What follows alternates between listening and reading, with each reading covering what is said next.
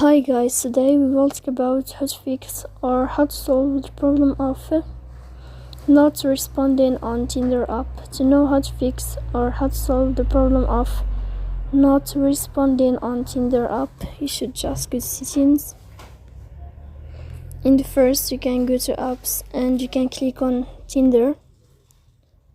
Then you can click on first stop and you can click OK. After that, you'll enter to the window of storage. Here you can click clear cache. Don't click clear data because that can cause you errors. You can delete your account. In the end, you can turn off your phone and you can wait a moment to turn on your phone again to fix that problem. So please don't forget to support us by like and subscribe. See you next time in another video, and thank you for your attention and your watching.